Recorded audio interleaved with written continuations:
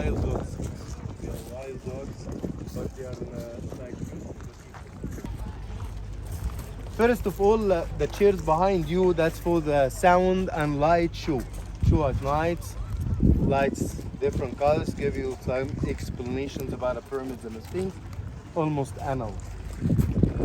By the way, about the Sphinx, as we said, Sphinx, it's a Greek word, meaning mixture between head of human body for lion. Egyptian name Sheps is Ankh, which means a live image of the god. His name Rahur Afti, sun god during the day, and is considered the protector of the West Bank.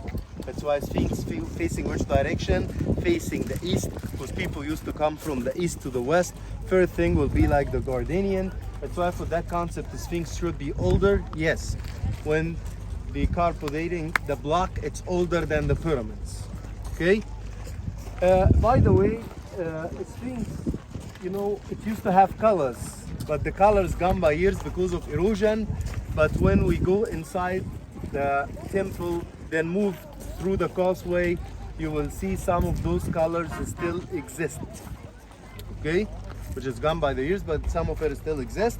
And later on, because of the high dam in Aswan is control the flood, Nile River in north shrinks, became smaller, even moved more to the east because east bank is lower. That's why it became so far from here. The ancient time used to be so close. During the flood, we can reach by the boats up to here, and you see the marina.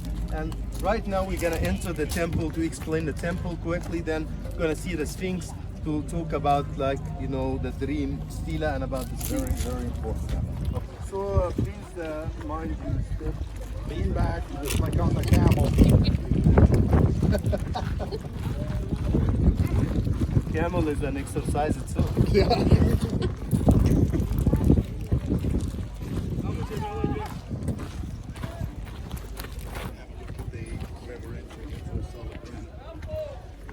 So main material building the temple, limestone. But look how huge each block of the limestone is. Amazing how huge that, even bigger than the one used for the pyramids. But they cover in the base of the temple from outside, and the whole temple from inside with red granite stone, where it came all the way from Aswan. Also, when you look at some of the blocks of red granite, massive, huge, amazing how they move it like this from Aswan up to here, and how it comes fit in place.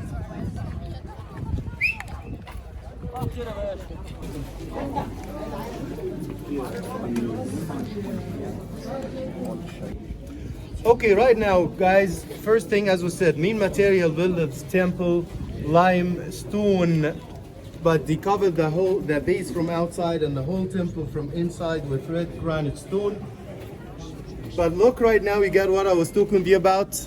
Guys, you cannot put a piece of paper between the blocks. Like how fine the cut is, it's amazing. Look at the size of one solid piece of red granite. How amazing, you know, you moved from Aswan up to here. By the way, over here happened an excavation. Okay, Sphinx being covered with sand several times, most of the time to the level of the neck. It means what? Keep in mind, everything here being covered with sand till the level of the neck of the Sphinx. When they started to make excavation around the Sphinx, they discovered the temple. When they started to make excavation inside the temple, they discovered a statue hidden down there. Statue for who? The owner of the second pyramid and the owner of the complex, King Khafre, the owner of the second pyramid. Why he made the statue then hide it under the ground? By the way, that statue made out of very special kind of stone called diorite. Diorite, very hard of the stone to carve. Like, let's say, it becomes in a level after diamond. That's why you cannot carve that stone unless you have tools made out of diamond. That's why most of the pharaohs, most of the workers came from this kind of stone, because very hard the stone to carve. But King Khafre was strong, wise, smart, and very rich. That's why he decided to use that kind of a stone. But he found the statue became like a piece of art. That's why he worried if later some other pharaohs looking for it, trying to put their names on it, got it for themselves. That's why I give an order, if something happened for him, workers, they hide the statue under the ground. So, okay. When during they make the excavation, they discover a statue which is right now in the old Egyptian museum in the first floor.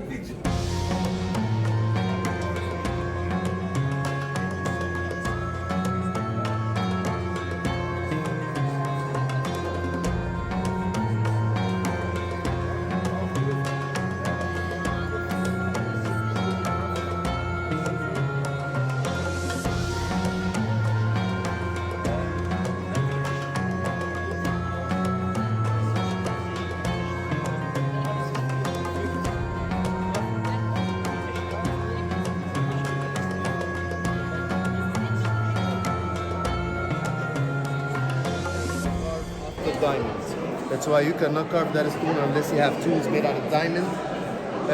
But look at the tiny details, guys. Look at the feet, the toes, the muscles of the legs, the knees, the skin of the king, the shield of the shoulders, and the muscles of the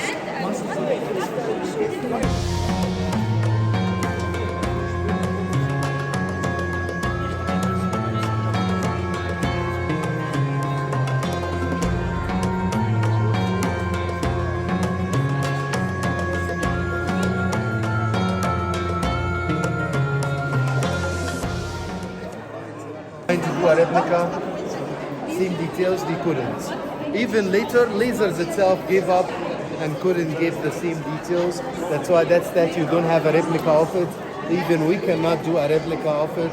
That's why I believe it has to be one of the 7 wonders. One arm is, one hand is closed, one is open flexibility.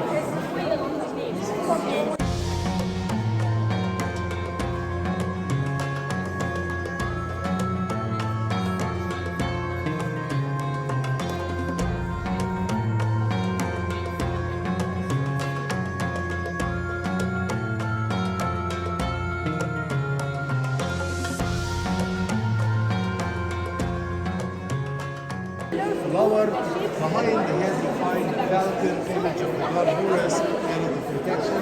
Statue show you the theater setting. I can see Shiny, yes. Have a meaning. even for the bird and the tail of the bird, and it's printed on the 10 Egyptian pounds. But because, King Khafre, strong, wise, smart, and very rich people use the well as a wishing well. Then the government come and seal it off.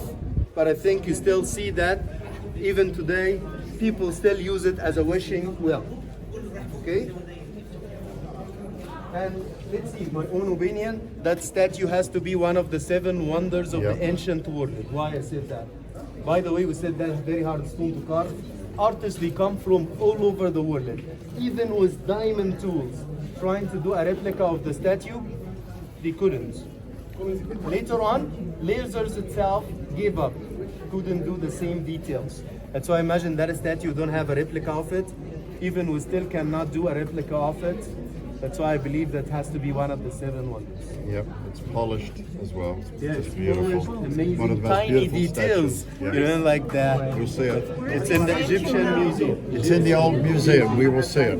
What's the material? Diorite. It's the stone they use to cut granite with. It's hard, so this is diorite. The only thing harder is diamond. And you'll see it. It's beautiful, immaculate, polished. Dr. Don Batning's here last week from Australia, and he actually coined the expression, should be one of the wonders of the world, because it's just amazing. What's the size of it? It's probably almost as tall as me, yeah. It's a seated statue. You'll see it. So it had to be carved with a diamond then? Don't know. You presume. But it's And he's astonishing. got hieroglyphics on it? Yeah, it's just lots of detail. His face, it's absolutely beautiful. And it's a statue. King Khafre, the builder of the second pyramid, son, and this valley temple, and his face on the scene. During the lifetime of the pharaoh, used to worship the god Ra, sun god, that's why it's uncovered to let the sun rays come inside. After the time of King Khafre, it's used for the mummification. Right now, if you look around you, it's just a red granite stone. Amazing how you cut those blocks, move it up and move it up to here. How each stone come and fits in its place. It's amazing. Columns. Look at the column. Each column is just one solid piece of red granite. So how more amazing you move those blocks from this one up here with this way to this side. How we lift it up there. Columns, it's on a straight lines. Those are very clever engineers to put it on a straight lines. Also very clever engineers, as we said, they can cheat those blocks down there and this one come here to fit in its place. I mean, it seems like the droid get marked for blocks. In here seems like fibers, but it's still amazing. Exactly in its place. Something amazing, but you have to imagine. The walls and the columns used to be covered in sheets of gold 24 carats. Whole ground used to be covered with a stone called alabaster, which is the quartz in Luxor. By the way, we still can see some of the alabaster, but we cannot see any gold. Why? Gold material, you can melt it down and use it again. Kind of old recycling. Okay? But we still have some of the alabaster. But if you try to imagine what I'm talking about, could you imagine everything here around you covered in sheets of gold? Whole ground covered with alabaster. Sun rays comes inside. I think even from a distance, that would be like glowing from a distance. One of the people said, but it would be too bright. No sunglasses. Okay, no sunglasses back in the time, but you know, as archaeologists, we believe they have something to wear it over the eyes for the priestess. We still never find yet, but 100% we believe they have something to wear it over the eyes for the priestess. Here, when you look at the ground, you see a lot of holes into the ground, the whole way around, guys. You see those holes. When we count the holes in the both temples, we be 42. What is the meaning? 42 states. Egypt used to be divided 42 states. 42 holes, 42. What used to be here? Statues for the king Khafre himself. So he decided to make 42 statues for himself. It seems like each statue for each state. Where is the statues right now? Some of it in the Egyptian museum, others in different museums all over the world. Again, we are very flashy, a lot of stuff. But let's see. Right now, also we will see the stones. They are not standard blocks, which is actually like puzzles. We call it like a stone block. You will see that during our walk. We will see the causeway mostly. Like when we start the causeway, you will see all of that. Like you see it, it's like an actual puzzles. We call it stone block. You know, that's why. That gives more stability for the structure. If some kind of like an earthquake happened, that became like one piece, so it's not fill off. That's why it's same concept of Machu Picchu. That's why some people they call this temple the Egyptian Machu Picchu. But here is for sure is older than Machu Picchu. Okay. Right now let's move. Look how they smooth the red granite back in the time. I think Dr. Rob will explain this. So It's rock tonight. yeah, Dr. Rob tonight. So please follow me here for group number 3. So please.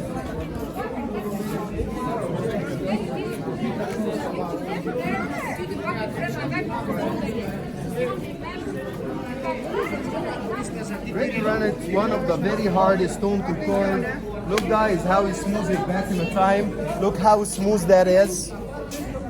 Guys, amazing. Look at the actual square shape of the column. It's amazing. Seems like they do have lasers back in the time. That's how smooth that is. It's amazing. By the way, when you look at the ground, you start to see the stone alabaster. I imagine it was the golden sheet was really shiny. Look at the edge there. Look at the perfect corners. Look at, it's one solid piece of the stone. Look how they created this perfect corners. And look how huge each block is. If you follow that block, see how big is that? How many corners that has it? And you imagine they got it, shape it like this down there in Aswan to come here to fit exactly in its place. That's why it's really amazing. Then after you pass the door, you will see 2 holes on the right and left on the top. Why? That's for the hinges of the door. That's why it makes sense. Even you back in the time used to be like a wooden door, and you know the idea for creating the hinges of the door. That's why they have used so many colors and so many walls. Is that We will explain about that, but just don't want to waste the time here. So you see the hinges of the door guys here. If you look to your right and left hand side, you will see what we were talking about, like how they cut the blocks. You know, it's like an actual puzzles. It's not a standard blocks. Amazing. You see that here, like how it works, you know, to fit the stones together. Then comes the rooms to your right and left hand side here, like ante-chambers to keep stuff for use it during the festival and the ceremony, the mummification. Also, same thing, it has the hinges of the doors.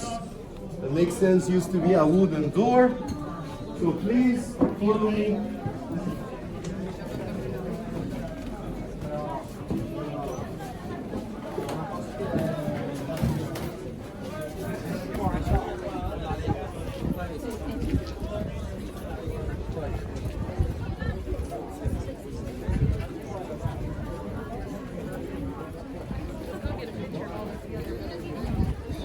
also group 3.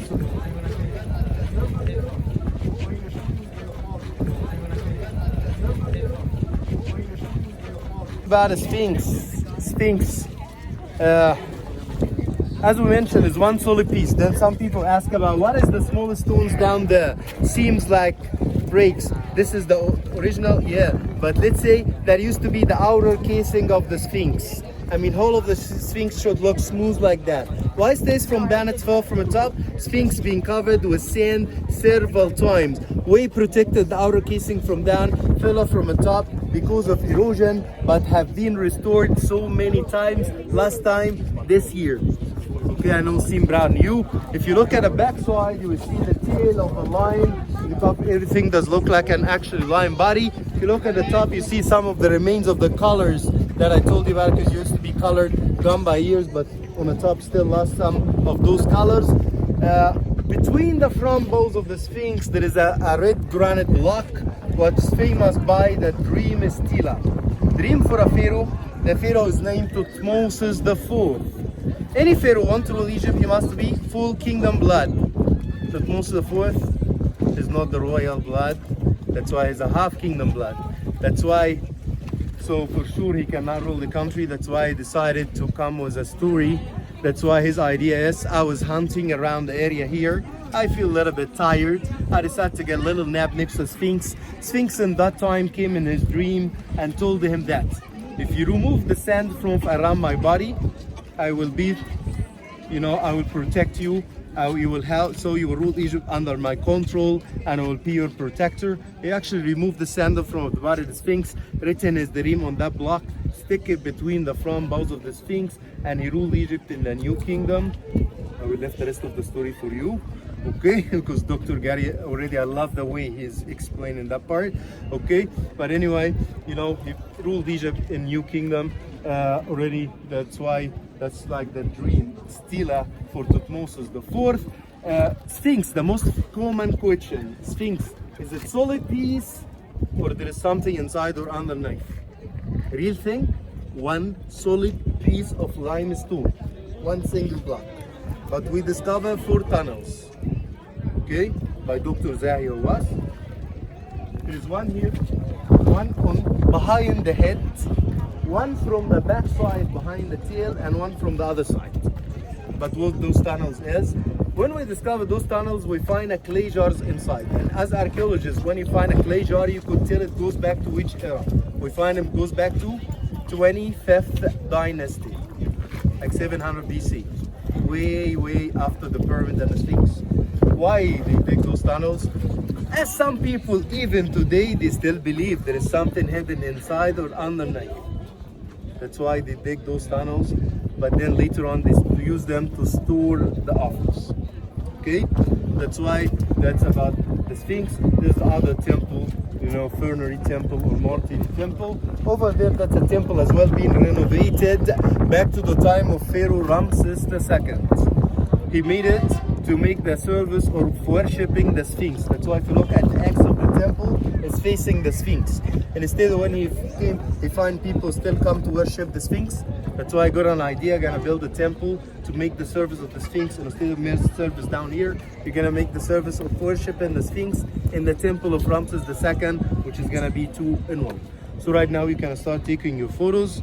Can we just mention too, I gave them all a little piece of paper last night, 18th, 19th, 20th dynasty. So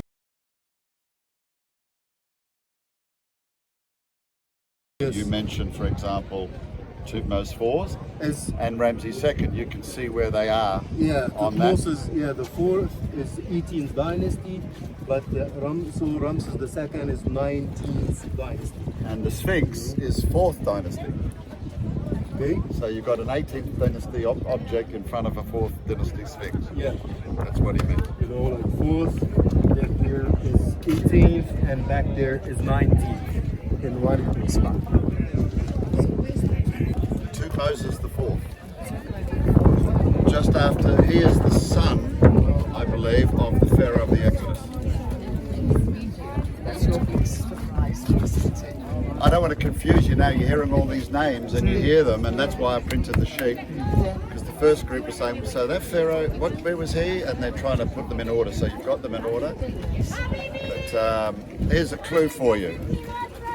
10th plague struck Egypt. Firstborn died. He's Tutmosis is the fourth second-born son. That was Tarek's point, that he wasn't entitled to the throne. But he claims he had a dream here, and the Sphinx told him that you will inherit the throne. Now, obviously, he'd already done that, but it was propaganda. So he did. He was the second-born son. He had no right to the throne, but he ended up inheriting the throne. Why? And he put that stele in as a commemoration Of the dream. Sphinx. Yeah. So think about it. When I said the other night, we start with the Bible. So what do we know about the Pharaoh of the Exodus? The Pharaoh himself could not have been a firstborn son. He would have died in the 10th plague. But then his son, who inherited the throne, couldn't have been a firstborn son because he would have died. So the candidate, his father, is actually a second-born son, and the guy who put that there is the second-born son. And then we're going to show you all these post-Exodus changes, where everything you're seeing, this religious system, was tried to be done away with by a heretic king who came along and worshipped a single god. That was Akhenaten. Well done, Akhenaten. I'll give you a lolly on the plane. He's kind of unique because if you When you see him in the Egyptian Museum, I mean, all the pharaohs look the same in their grand regal pose. Akhenaten, his misshapen face, his swollen lips, his belly fat. Pictures of him with his children on his lap, his little naked kids, and he's kissing them, and he's basking in the rays of the Aten, and he made songs and psalms to the Aten, just like Psalms of David. It's totally, no other pharaoh did any of this. So all this happened, I believe, not long after the Exodus. And it started, and the worship of the Aten started with his father. after the Exodus. After the Exodus. And his father was Amenhotep III, and that's the colossi of Memnon that we're going to see, the two giant statues. And only in the last few years they uncovered a city, and they said it's the most exciting find since King Tut, and it's a city that Amenhotep III, who's the grandson of the Pharaoh of the Exodus, this guy's son, and he built this city called the Rising of the Aten. There you go. So we have all these anecdotal clues that we put together, yeah. In the earliest periods of Egyptian history, not the later. We know when the Romans came. We know when the Greeks came, Alexander. We know the dates of the Ptolemies. And then working backwards, what I believe is from the New Kingdom forward, which is the 18th dynasty. In fact, from the Second Intermediate period, when the Hyksos came, right up till the Roman occupation, those dates are fairly accurate to within a few tens of years. Valley of the Kings, we've got every tomb, every one. I remember Howard Carter? He said there's another king here, and he was looking and looking for him. So he knew there was one to find, and he found him. You never found it? He did find him, Tutankhamun. Akhenaten was the father of Tutankhamun, yeah. Nefertiti was his wife. Nefertiti was his wife. And Ramses II, who he pointed up there, is the 19th dynasty pharaoh. His wife, one of his wives, he had a lot of wives, over 20, over 100 children. His wife was, his favourite wife was a Nubian, a black princess called Nefertari. You wouldn't believe it, people practice the Egyptian religion today. What is the Egyptian religion? Possecoit, 2,000 gods by the time the Ptolemies finished. And it's self-serving. I said earlier, and I'll use that term again. The pharaoh was in power. The priest, often comprised of his family, they're there to elevate the gods and propose that the pharaoh is the mediator between the gods and people. So it's the pharaoh, it's good for him to keep the priests in place because the priests are elevating the pharaoh. So you have this self-serving system, top to bottom. Somebody said to me they think there was over 100,000 priests in Egypt from top to bottom. All at one time? All at one time. And you'll see it in Karnak, there'll be an altar there where they had a little gold idol, and you can see where they used to anoint it with oil. So one of the trips we're taking you on is a oil factory, because just to make a bottle of oil they used to press like a ton of papyrus. You wouldn't think papyrus would produce much oil, it doesn't. So oils were really, really important in the Egyptian religion. So that's why we're going to take you to see a place like that. this? Yeah, she did a great series. No, I haven't seen A that. travel through Egypt. I think it's on Prime, Amazon. But she walked into some of the tombs of the first intermediate period nobles and viziers. And they got themselves in the Osiris pose. You walk in, they got statues. These are nobles bearing themselves like pharaohs at the time. Oh, And so the whole country was fragmented, and then it was united for a little while in the Middle Kingdom. But the pyramid building in the Middle Kingdom is really, really shoddy. A lot of them are mud bricks. And I kind of think they're trying to reclaim the glory days of here. And it doesn't. with an invented history kind of thing, or a There's 3 dynasties in manipulated. the Middle Kingdom. We have less artifacts from the Middle Kingdom than of any kingdom period. We've got more Okay. artifacts from the Old Kingdom than we have in the Middle Kingdom. Oh, And the Middle Kingdom, Egyptologists had that inflated a lot longer, and then they shortened it by several hundred years themselves. Because there's no real line where the Middle Kingdom ends and the Hyksos begin. Because we know they were immigrants.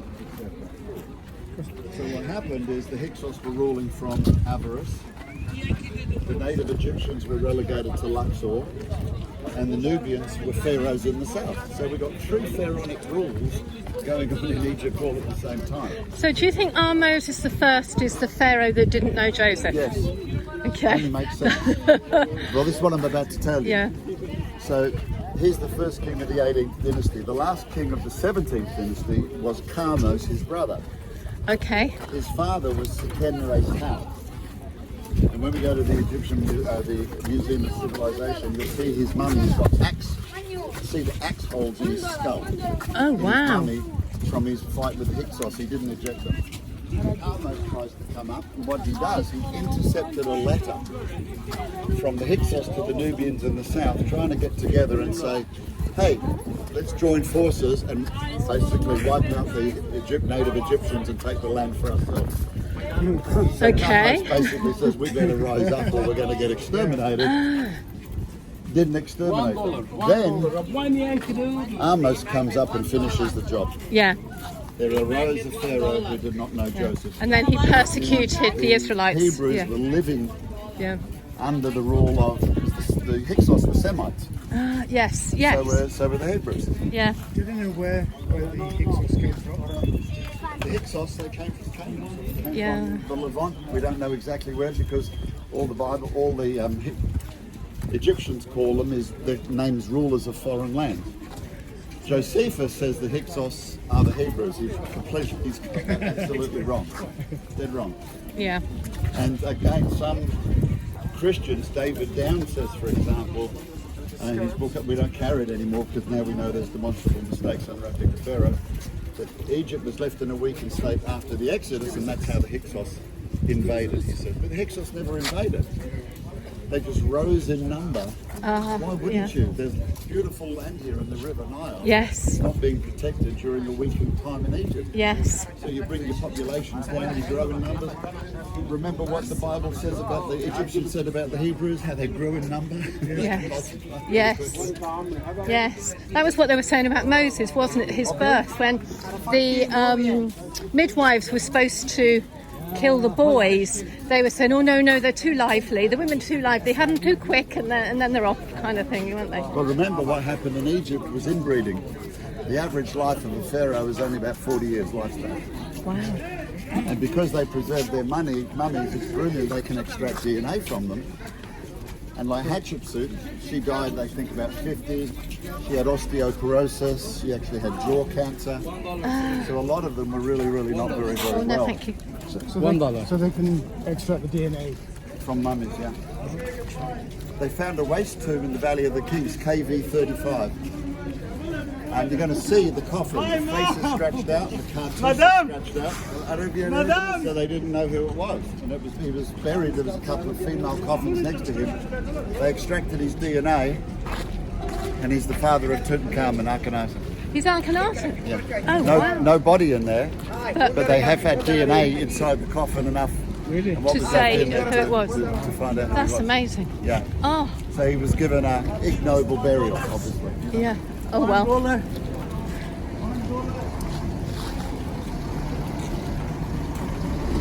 But those passages in scripture, they're in the Tour Egypt booklet about Joseph's interactions with Pharaoh. There's another case where Joseph tells them, you know, don't go and eat with Egyptians because they're defiled. Why would he be saying this if it's an Egyptian king? Yeah. Oh, there we go. Thank you, Gary. That was brilliant. Thank you. Anytime. I'm excited. It's fascinating, the history, isn't it? And to be here. And it's all started It's for just- me when I came here 2013. I heard all the dates, pre-flood. Can't be. Can't be.